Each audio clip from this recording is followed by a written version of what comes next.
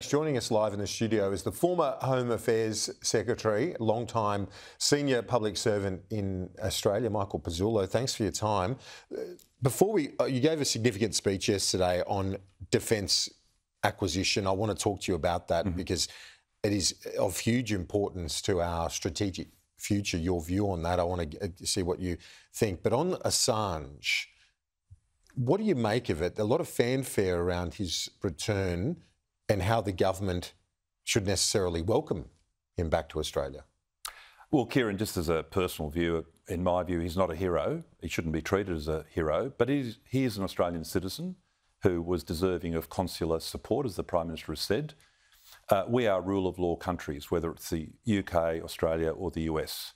A judicial process was followed. A criminal justice process has now come to, it appears, a conclusion where he's pleaded guilty.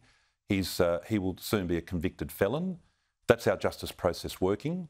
And as I understand it, the judge is going to attribute the time served as being time served against the felony that he's now been convicted of. That should be the end of the matter, but he's certainly no hero in my view. He's seen as a warrior for free speech, free media by some, as you've rightly pointed out, others. We heard Jane Hume there, and I'm sure many of our viewers would be of the view that he is not a hero, as you've said, but has he served his time regardless, whether you love him or loathe him? I think, look, irrespective of the view that you might have about the transgression, we have to accept the fact that a criminal justice process is now concluded or is about to conclude. And like anyone, he's entitled to be treated fairly under the law. If the judge says, yes, you've pleaded guilty, you are therefore guilty of this crime, but you've done your time, you're free to go, then that should be the end of the matter. I should say on the actual so-called publication, and I won't say journalism, whether it's the disclosures that he engaged in with Chelsea Manning or the Snowden disclosures, it's incredibly reckless just to simply tip documents of that nature and character out on bulk. Journalism, as I understand it, it's your profession, not mine, involves a very careful consideration of the material, validating your sources, understanding the possible harm and the public interest. That is journalism. It's not clear to me that this is journalism. And just finally, before we move on to the defence production issue, would it be unusual, do you think, if senior members of the government were to welcome Assange at the airport, as they would, say, a visiting dignitary or a visiting head of state?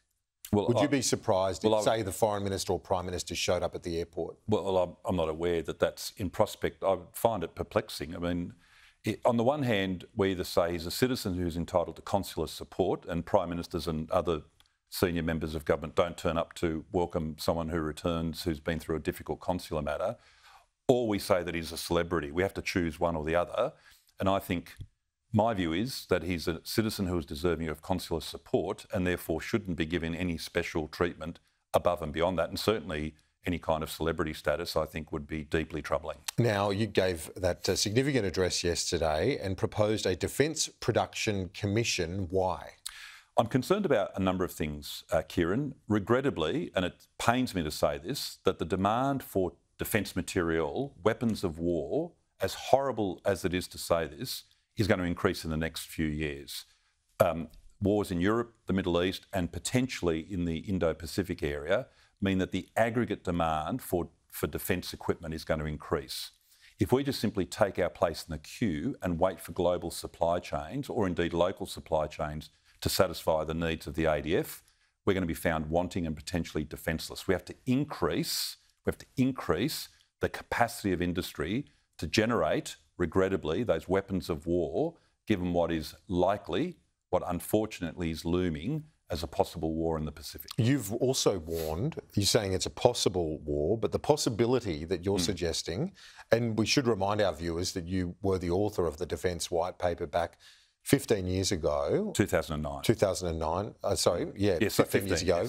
Yes. So that was, you recommended a whole range of things, but they have not happened. So we're playing catch-up. Well, I fear that the catch-up moment has passed. The time to deliver major platforms like submarines, which are very complex machines, frigates and other major platforms, the time has run out in the time frame of the possibility of conflict in the Pacific. William Burns, the director of the CIA, said last year, and I'm quoting on the public record material, I'm not referring to any classified information that I might be privy to or might have been privy to at one time. He's saying that in 2027, they have intelligence to suggest that the president of China has directed the PLA to be ready to launch an invasion. He hasn't made a decision to invade. Now, 2027, Kieran, is less than 3 years away, because if you look at tides and typhoons, the optimal time to invade would be about April. That's 33 months away. So we've run out of time for the major platforms. Now it's about bulking up the ADF that we have with as much that, by way of munitions, explosives, weapons, torpedoes, mines, etc., that we can possibly arm them up with should tragically war come. And your warning about the risk of war has lifted from 10 to 20%. That's quite a jump. What I said yesterday... So it's 1 in 5. 1 in 5. What I said yesterday is that I think a conservative view of the likelihood of a war between now and the end of the decade is about 10%. If, however, like any modelling or conjecture about probabilities, you take a view that President Xi has got a greater appetite for risk, is willing to, if you like, double down on that bet, is willing to inflict pain on his own people. So if his risk appetite for the prize of getting Taiwan is higher, I say that the risk of war is as high as 20%. Do you?